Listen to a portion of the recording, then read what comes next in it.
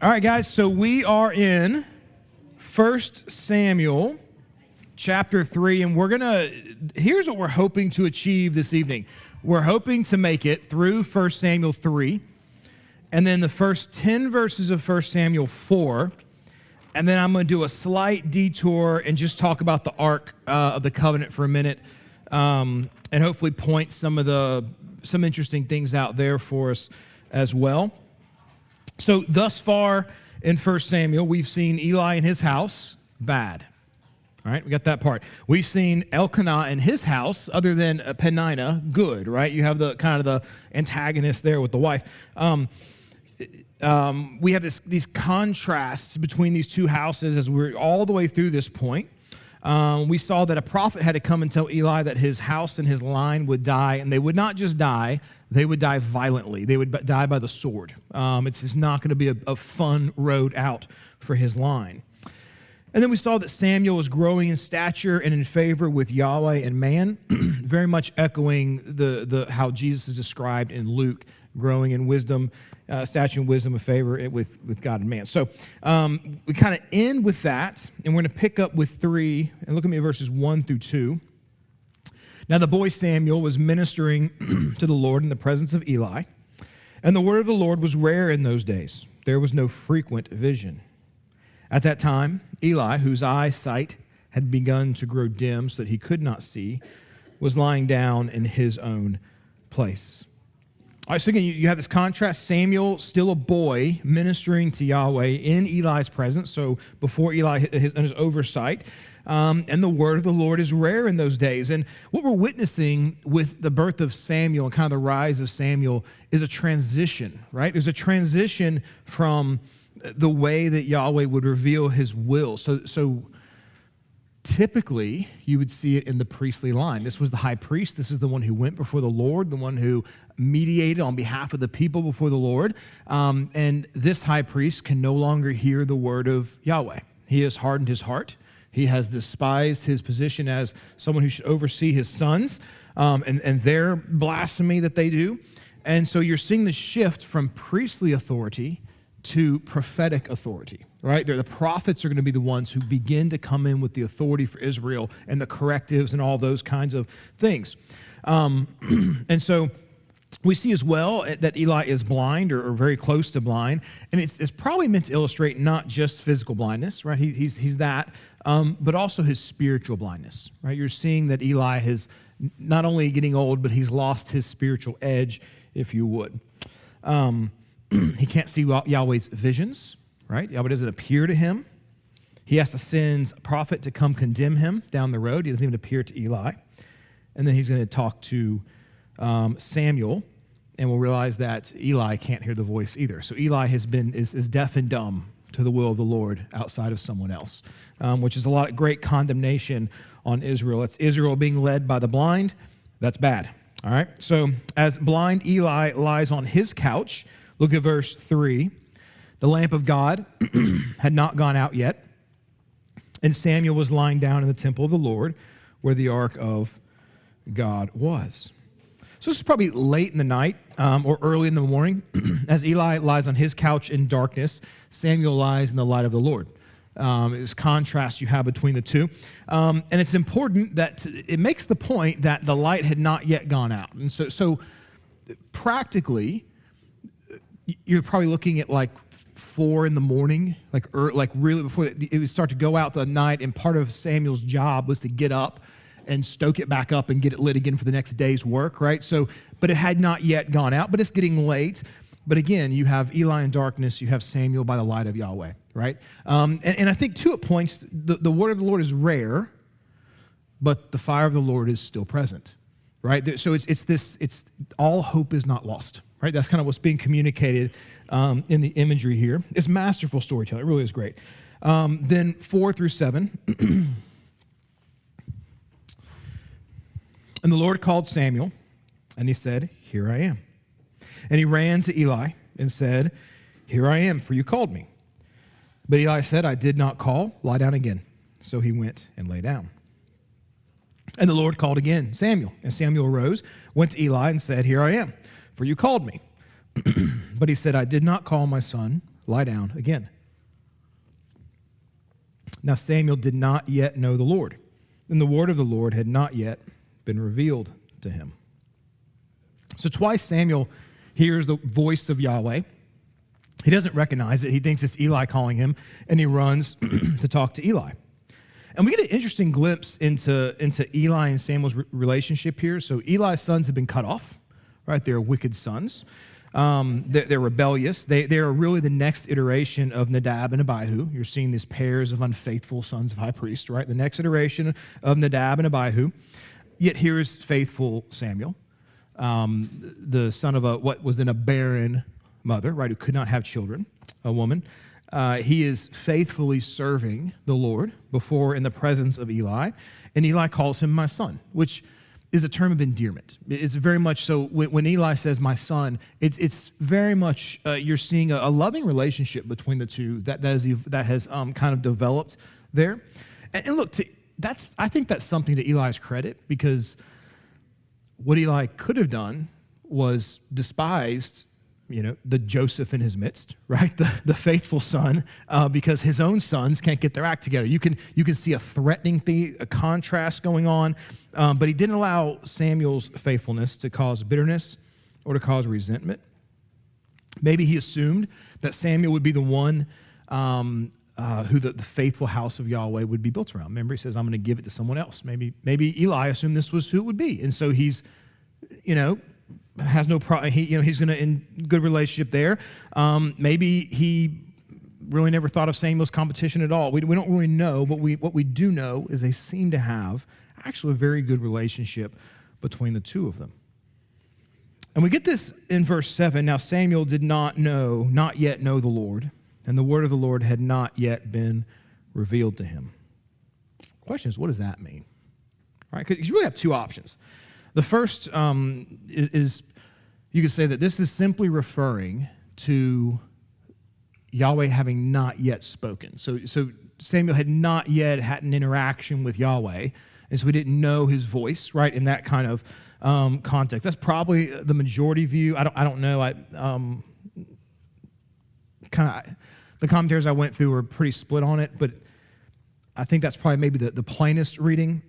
But there is a second possibility. If you look at 2 Samuel 2:12, now the sons of Eli were worthless men. They did not know the Lord. And so you kind of get this, Hophni and Phinehas do not know the Lord. Samuel does not yet know the Lord. It's the same word for knowing. It's a yada, right? The same word. So you could probably take it either way. You can take it either way and be fine, right? So if this is the first time Yahweh speaks to him, great. That's perfectly fine to take. But I do think if you see it as Samuel not yet having put his faith, he's still a young boy. He's still a young boy at this point. And so you could make the argument that Samuel has not yet trusted Yahweh. He's serving in the temple. Who are his mentors? Not very godly men, right? But he's doing his duty as he's supposed to do it, right? And like I said, he's 6, 8, maybe 10, but we know he's not considered a man. He's still a young boy. And then in verse 19, we kind of see him having grown up. And if you have kids, faith, anywhere in that age, you can begin to see that realization in their head and that kind of that light click.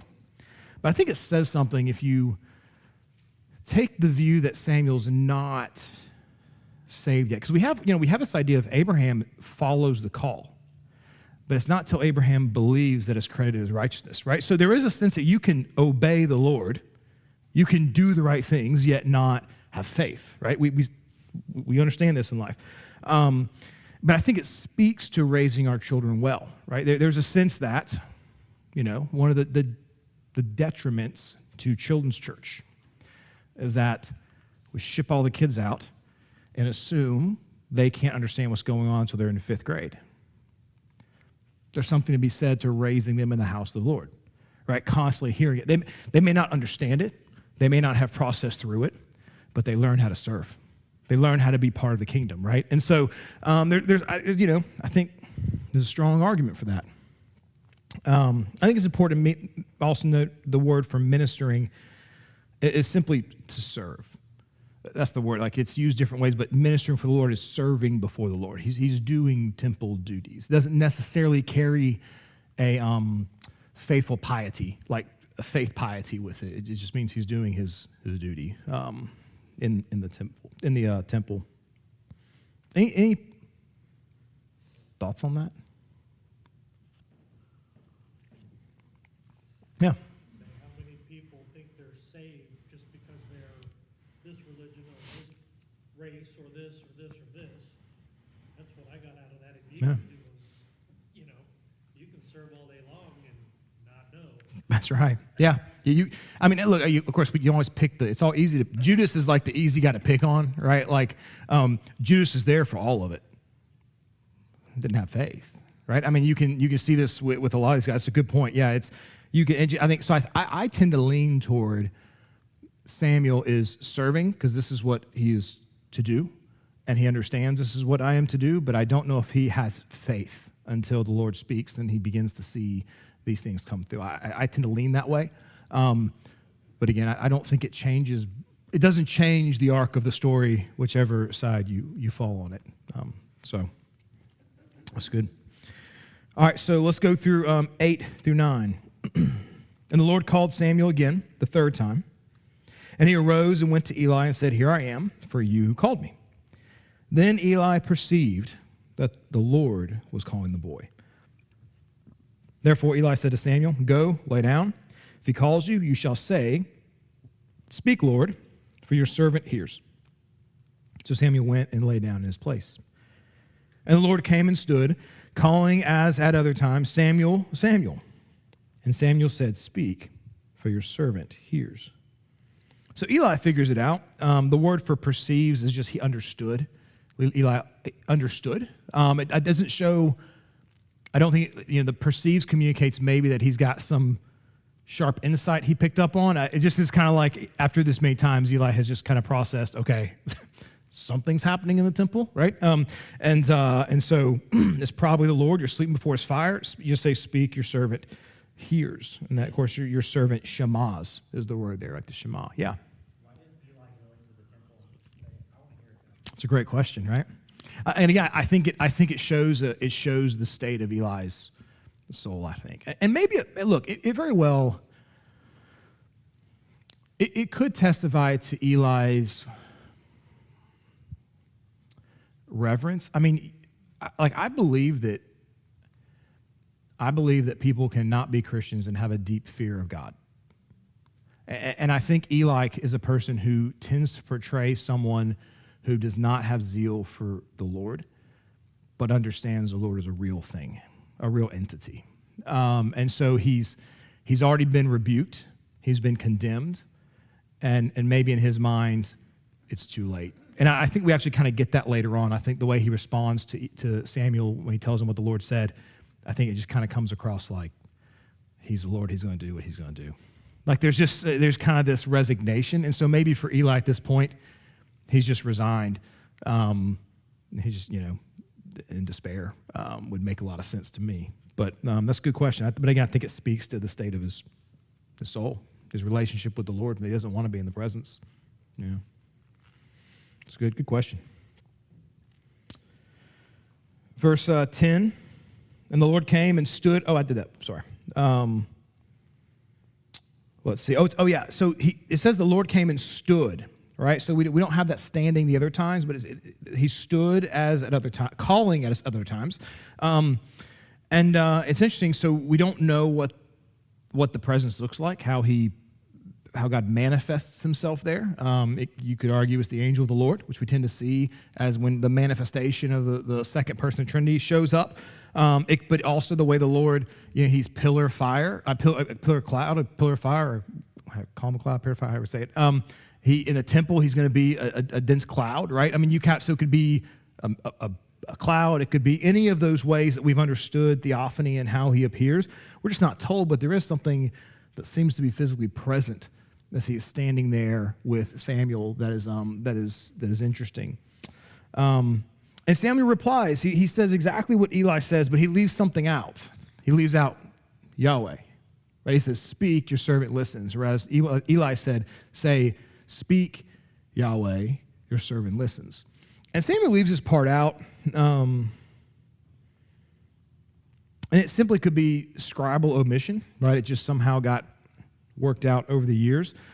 But I think it leads maybe some credence to the idea that Samuel doesn't quite understand what's going on. He's still pretty young, and he might not understand that he didn't know Yahweh. He doesn't quite assume it's Yahweh, so when there's his appearance, he doesn't recognize him as such. I mean, and Moses does a similar thing at the burning bush. Like he sees it, and the angel of the Lord comes out. Well, who am I going to tell them sent me? It's Yahweh. And you kind of have this not an immediate recognition that this is my God, but you know it's a God. It's something, right? And so, but for whatever reason, Samuel leaves the Yahweh part out. And maybe it's for rhetorical flair, as we'll see in a minute here. You ever heard the Bible? It's rhetorical flair, right? I don't get that a whole lot. Look at 11 through 14. And the Lord said to Samuel, behold, I'm about to do a thing in Israel at which the two ears of everyone who hears it will tingle. Like tremble is a good word for that too. On that day, I will fulfill against Eli all that I've spoken concerning his house from beginning to end. And I declared to him that I am about to punish his house forever for the iniquity that he knew, because his sons were blaspheming God, and he did not restrain them. So there's his judgment, not dealing with his sons. Therefore I swear to the house of Eli that the iniquity of Eli's house shall not be atoned for by sacrifice or offering forever. So the idea is that their end is coming. To tell Samuel, the end is coming, right? And although you have the wickedness of Eli and his sons in view, it's not just Eli and his sons that are going to suffer through this. All of Israel is going to suffer. I mean, when the high priest goes down, you have problems. You know, Day of Atonement. Like when you find out you have a corrupt priesthood, you have problems. All of Israel is going to struggle. War has consequences, and there will be war. And when the prophet told Eli in the last chapter, he said, your sons are going to die by the sword. This is how this goes. They're going to die by the sword. It's not going to be fun. And this idea, the high priest at this point was kind of, unless God raised up a judge to do something, the high priest was the final kind of judge at this point in Israel's kind of government and structure and system. And so you have this point where the judge of Israel, God is coming down to judge the judge of Israel. Your leadership is corrupt, right? It's not good. And that would cause the ears of all who hear it to tremble, right? This is not a or to tremor is a good synonym there. So let's keep going, 15 through 18. Samuel lay until morning. Then he opened the doors of the house of the Lord, and Samuel was afraid to tell the vision to Eli. But Eli called Samuel and said, Samuel, my son. He said, here I am. And Eli said, what was it that he told you? Do not hide it from me. May God do so to you and more also, if you hide anything from me of all that he told you. So Samuel told him everything and hid nothing from him. Then he said, it is the Lord. This is Eli. It is Yahweh. Let him do what seems good to him. So Samuel's rightfully scared. I mean, again, it seems like they have a good relationship, and this is very difficult news to tell Eli, right? And so he's rightfully scared. And it's, Eli asks him first, and the first request, it doesn't show up in the text, but it should have, tell me what the vision was, please. Like it's kind of nah on is what it's called. And it's a way of like a requesting politely something. So please tell me what the vision said. And Samuel's like, not a conversation I'm looking forward to, right? And so after, and who knows how long he went without telling him. We don't know if it's immediate, if it's days. And finally, Eli goes back and says, all the curses of that come upon you if you don't tell me. Comes in with the strong hammer, right? And so Samuel tells him, and Eli just seems resigned. It's Yahweh. Let him do what's good to him. Again, I think what we get from Eli is just resignation for the most part. He seems to be a whipped puppy with no attempt to really try to reconcile, to beg for mercy, to step in and do something about his sons, to try to stem the wrath. He just kind of lets it go, you know. But in that statement, Eli does something else. Eli affirms that it's Yahweh that speaks to Samuel. Because Samuel doesn't call him Yahweh. He doesn't introduce himself as Yahweh. And it's at this point, because Eli knows the prophecy. He knows what he was told by the prophet before. And when Samuel comes in and repeats the prophecy, this is what this figure told me, he says, it's the Lord. Because he knows. And so you get the affirmation for Samuel of who's appearing before him. It's Yahweh. And Eli even knows that it's the voice of Yahweh. And it's interesting because Samuel, as much as we like Samuel, like he's like one of the guys that were like, he's a good one. You know, he just kind of tends to do things right. Samuel's ministry in a lot of ways, he's a prophet of doom. He really is. If you think about Samuel, so he's going to have this vision where he has to tell the high priest judgment's coming on Israel and the priestly line to wipe it out. He's going to condemn Israel for wanting a king.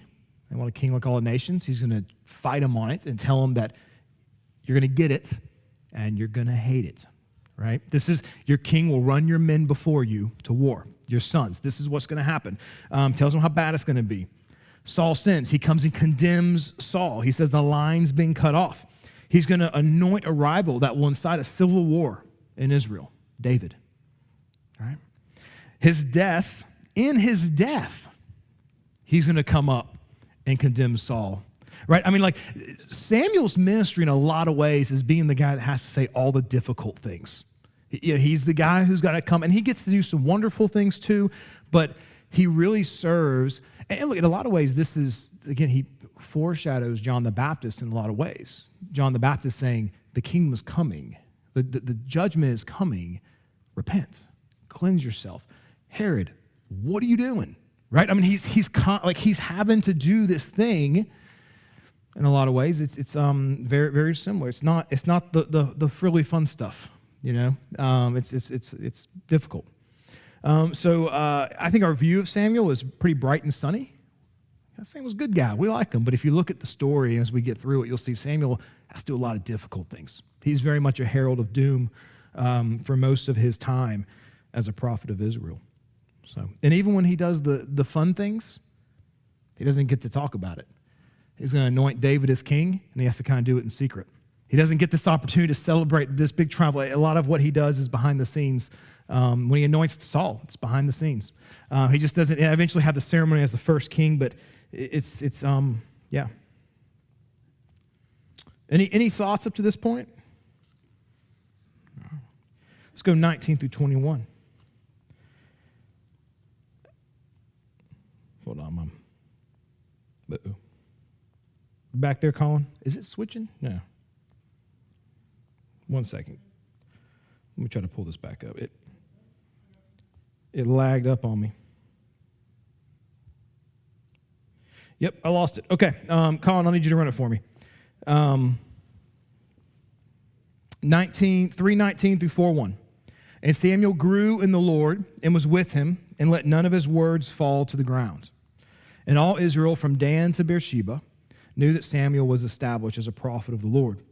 And the Lord appeared again at Shiloh, for the Lord revealed himself to Yahweh at Shiloh by the word of the Lord. And the word of Samuel came, which is first part of 1, and the word of Samuel came to all of Israel. That's 4:1 right there. So the first part of chapter 4, actually, do we have that up there, Colin? Yeah. It's the one right before that. This should be the slide with text before that. That's it. Okay, so that, in your Bibles, it breaks and starts with that. So I have to remember, it's about 500 years after Jesus that we put verse numbers and headings and chapter titles and all the text, right? Most commentators say this is the end of chapter 3.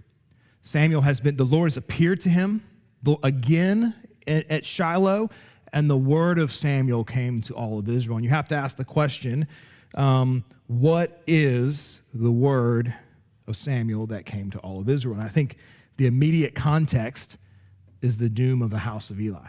the incoming judgment. Because remember, it says, every ear that hears is going to tinkle.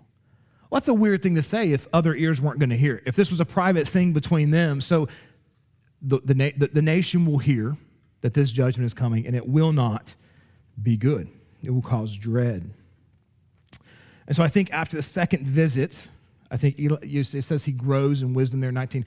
I think Samuel's come into his manhood, his adulthood, and now can officially fulfill this role as a prophet of the Lord, right? So the Lord reappears to him, kind of now commissioning him as a prophet, and then he begins to prophesy for the Lord, and that's probably one of the first ones, is the judgment coming upon the house of Eli. And you get no response, it's interesting, from Israel. Like, there's no lament. There's no sadness for Eli. You might be able to argue that the response is, well, remember when Israel went into the promised land and then they flaked out, like the first time around, and they flaked out on it, and then Moses said, desert. And they said, no, we'll go to war now. And they go in, and he's like, don't do it. And they go, and they just get ransacked. Remember that? We could be getting another version of this. We could be getting a version of judgment's coming, and they go, we're supposed to drive these nations out, weren't we? Let's go to war, right? And they're going in like to try to get God's favor back on. It feels like there's something like that because they're going to bring the ark into play. It's just kind of an odd thing to just suddenly be at war with no king. And Israel instigates the war. We find out Israel has marched out to war, and the Philistines comes out to meet them. So it seems like potentially this is a response to the prophecy, and Israel said, no, we'll get it right this time. And they're trying to do the same thing they've done in the past. But I cannot prove that. So that's my 2 cents on it.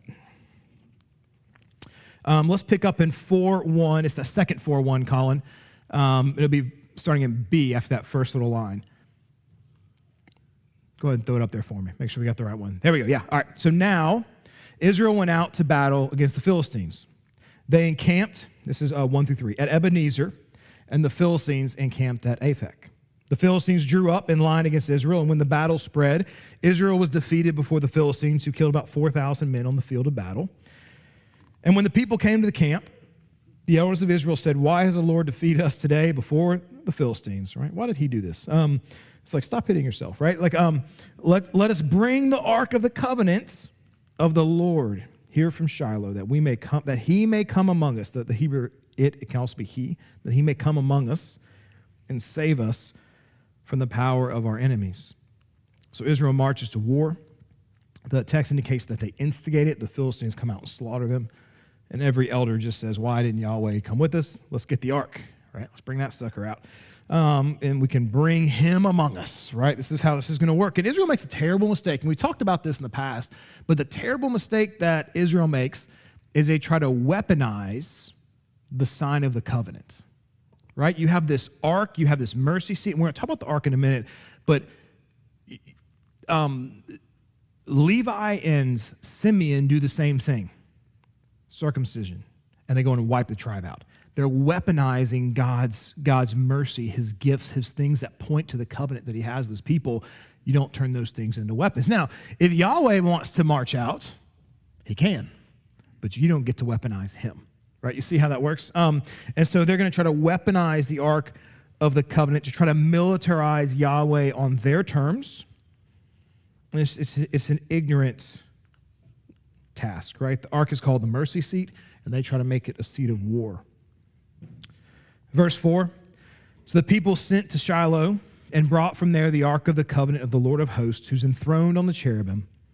And the 2 sons of Eli, Hophni and Phinehas, were there at the ark of the covenant of the Lord. So who brings out the ark? The 2 condemned men, right, with all their problems, marching it out of there. It's a bleak foreboding, 5-9. As soon as the ark of the covenant came to the camp, all Israel gave a mighty shout so that the earth resounded. And when the Philistines heard the noise of the shouting, they said, what is this great shouting in the camp of the Hebrew men? They just killed 4,000 men. Why are they shouting? And when they learned the ark of the Lord had come into the camp, the Philistines were afraid, for they said, a god has come into the camp. And they said, woe to us, for nothing like this has happened before. Woe to us, who can deliver us from the power of these mighty gods? These are the gods who struck Egypt with every sort of plague in the wilderness. Take courage and be men, O Philistines, lest you become slaves to the Hebrews as they have been to you. Be men and fight. It's a pretty good speech. When you think the enemy just brought gods onto the playing field and you're like, man up, okay. So, a few things to note. One is the ark has the legend behind it. They know of this thing. This is what struck the Egyptians, right? They know this thing its reputation goes out before it, right? And they brought their God with them. This is not good. Now, there's a great irony. Can you bring God with you? In a box? Not a good one, right? Not a good God, right? Maybe a God, not the one you want. God doesn't live in the ark, right? The ark is his footstool, in a sense. It's the seat, right? He's in the heavens. He's not contained. The Philistines rally. They come to the fight. And in verse 10, so the Philistines fought. And Israel was defeated, and they fled, every man to his home. And there was a very great slaughter, for 30,000 foot soldiers of Israel fell. So Israel is just routed terribly.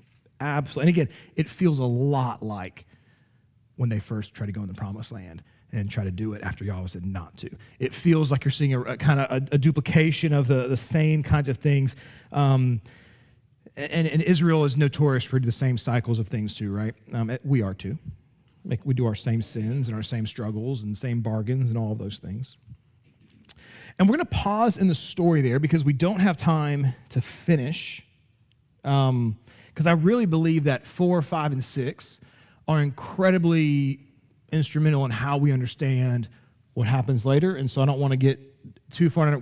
Next week we have a Valentine's banquet, so we have a 2-week break. So I want to kind of leave us with destruction, right? And then we'll come on judgment and the Philistines have the ark and that. But I do want to take a moment because I have a few minutes early here to talk about the Ark of the Covenant. So the ark had very strong Egyptian influence. And I don't know if we often realize that because we don't think of the Hebrews or Israel as Egyptians, right? They were there, but they're not Egyptians. But the religious kind of mentality of the Egyptian pantheon, the gods, the culture, influenced the way that God gave instructions for the ark, right? God wouldn't take a holy relic from the Native American tribes and have the Hebrews build it. Because they wouldn't understand the symbolism behind it, right? God reveals himself to a people in their situation, that they can understand, right? In language and terms that they would know. Great example. So if I was in, Kazakhstan somewhere, and I told someone, this burger is almost as good as the food this place makes, and I show this slide, put that one up there for me.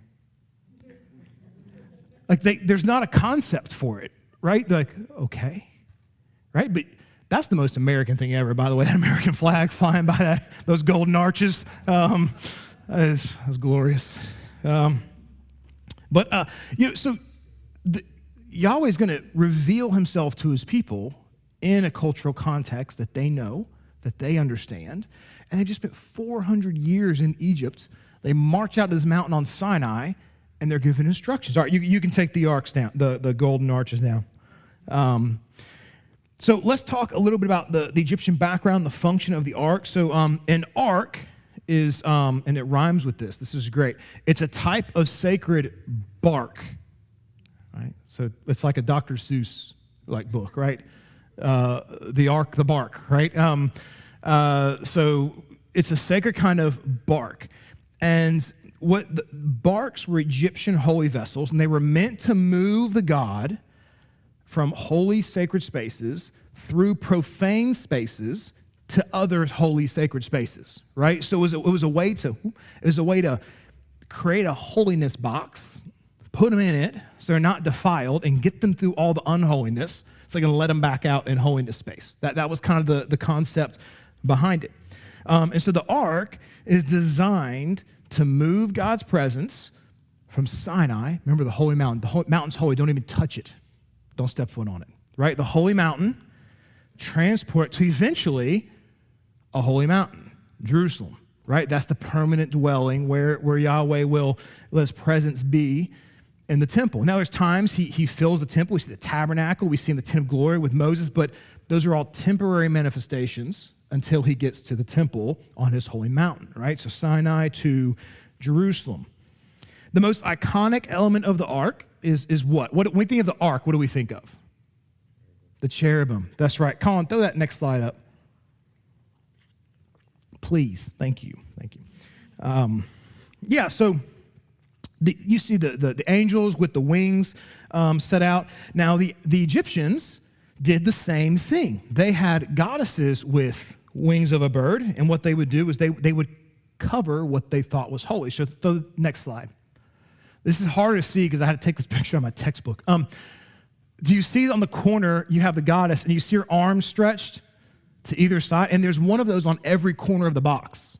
So what they're doing is they're dedicating the space as holy space in this box, right?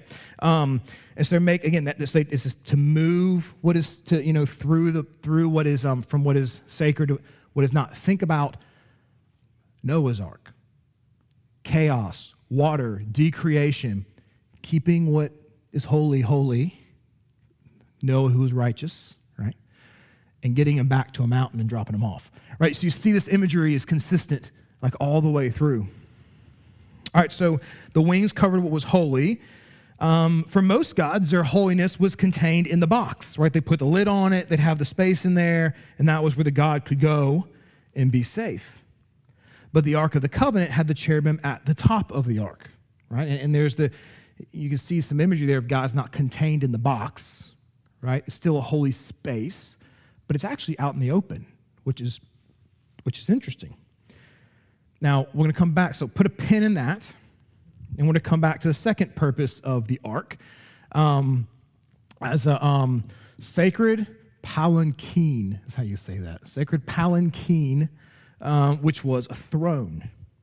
And the uniqueness of the ark is that it takes the sacred bark, and it takes the Egyptian palanquin, and it puts them together into one figure, one entity, right? And so you have this throne-like setup called the mercy seat, and then that's the holiest place, actually on top of the ark between the wings of the cherubim. And this is where a king would sit for godlike status, these palanquins. I think I have a picture of a chair. Put that up there. So see this chair they would sit on.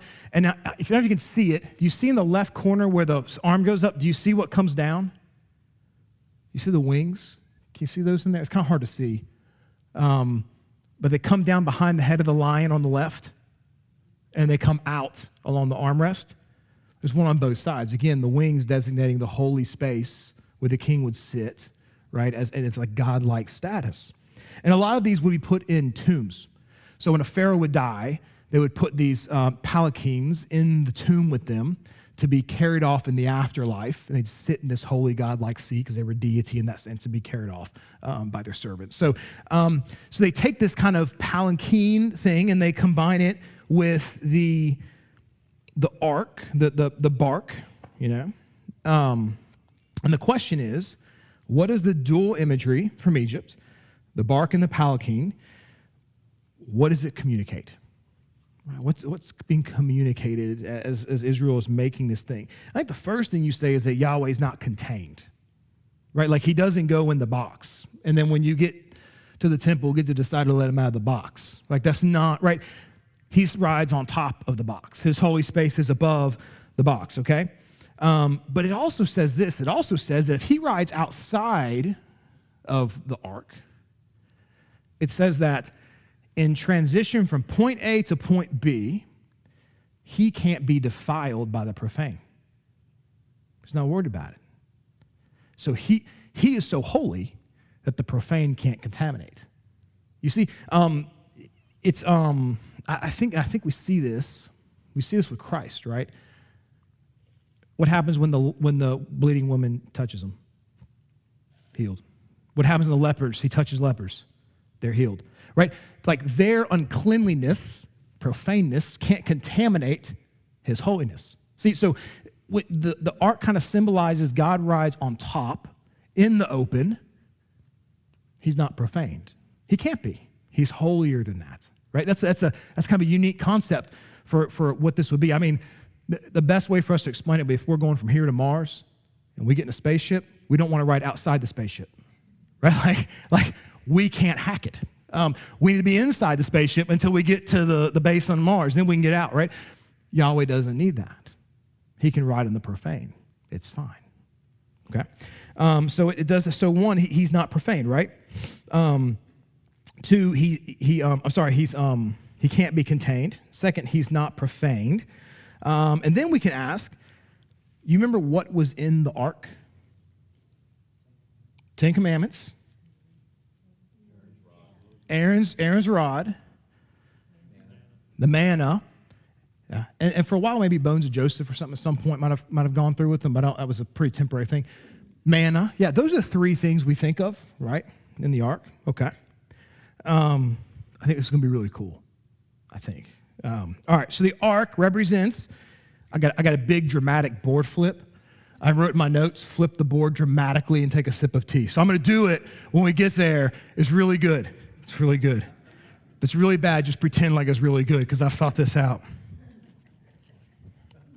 All right, so the ark represents Yahweh's presence, but it's different from other barks because the holiest space, as identified with cherubim's wings, was on the mercy seat, okay, outside the ark, on top of the ark, meaning in between Sinai and Jerusalem, that place cannot profane his holiness. He's too holy for that, all right? Inside the ark, tablets of law, manna, Aaron's staff.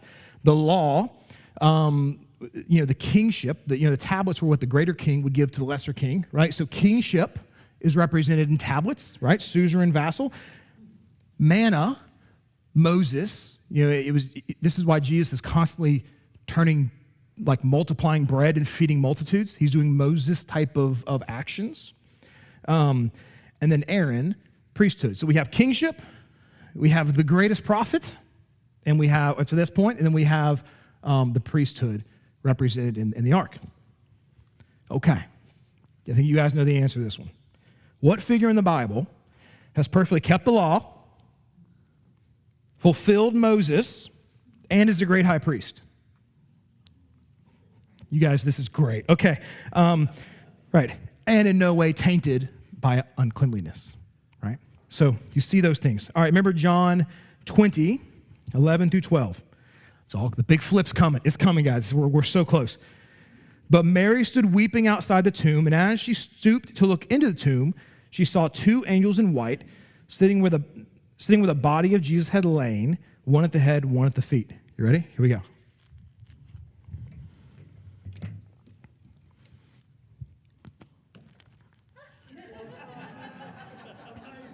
It's the mercy seat. This would have been not cooler if I checked it before the... Okay. What Mary looks in on is the angels sitting over the tomb of Jesus. And this is how they would have had this raised up concrete thing. They'd have laid the body in it, and then it'd come back and done the burial, all kind of stuff.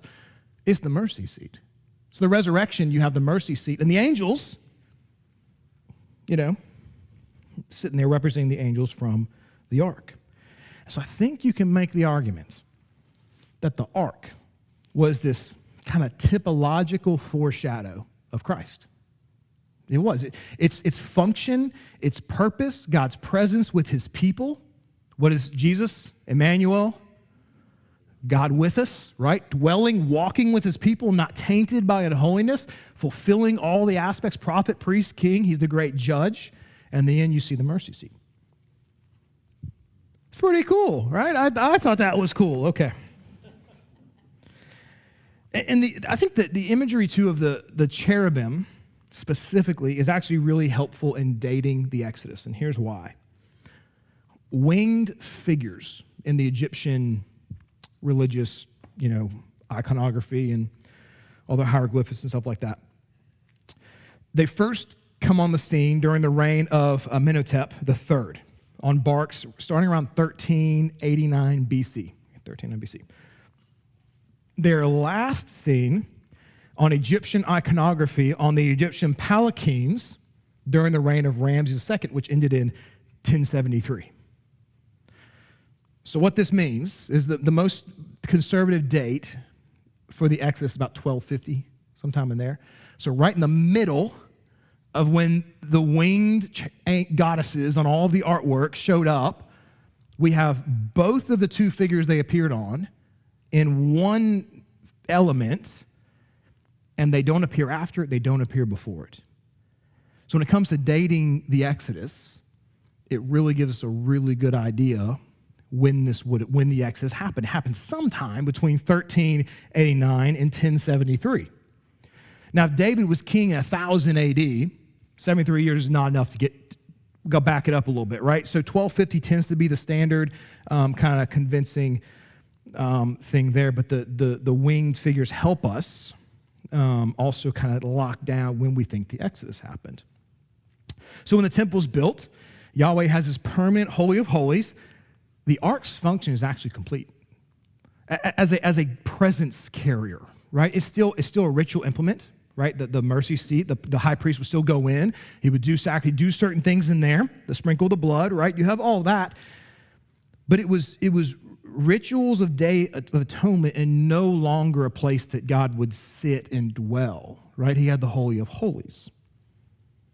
And if you remember in the exile, the ark's carried away. It's probably melted down by Nebuchadnezzar to pay his troops. But after the permanent temple was built, the ark had cultic relevance, but no longer held God's presence. There's no need for it. It's no different than a bowl or a censer or something else that was used for the worship of the Lord. Jeremiah 3:16 says this.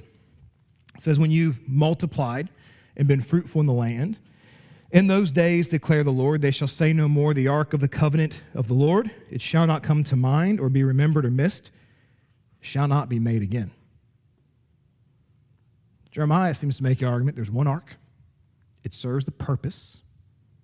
No need for it ever again. And then I think you get to where, so you have God made flesh. You have Jesus, who does all the things the ark was supposed to do, but imperfectly. He does it perfectly. He fulfills the whole function of the ark. There is no need for an ark. Christ has done it. This is the mercy seat. It's done. So there's no need for us to hope that an ark is built. Right? We don't, none of this, dare I say, matters, because Christ has done it. And so, and Jeremiah says, it's not going to happen again. Now, I'm not saying, look, somewhere, I think it's in Texas, there's a guy who has a replica ark he built, right? I'm not saying no one could put an ark-looking thing together, but there will be no more ark with God's presence dwelling in it. It's done. It's a shadow of something better, right?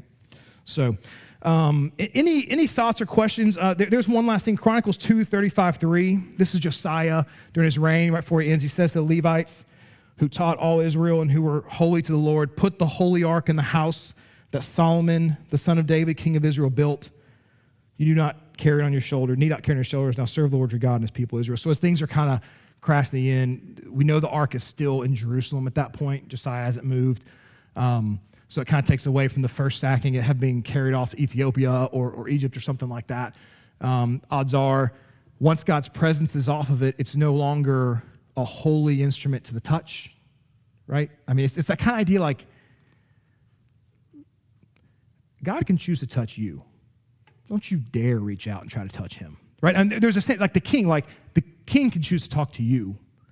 You don't presume upon the king. The presence of God can choose to go into the profane.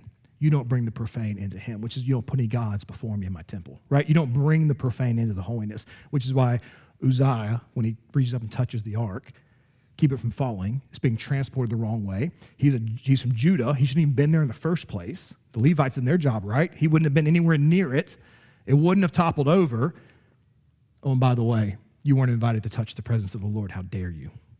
Right? So you see kind of how all these things come together in one. So I thought some time on the ark was important because we're going to go into them carrying the ark into war. The ark is going to go in the temple of Dagon. It's going to do all this kind of stuff coming up. So I wanted to spend a little time on that as well. If you want more if you just can't get enough of your Ark reading, I've got them for you right here. You're welcome to read all the ancient Egypt stuff you want and the Ark of the Covenant in its Egyptian context.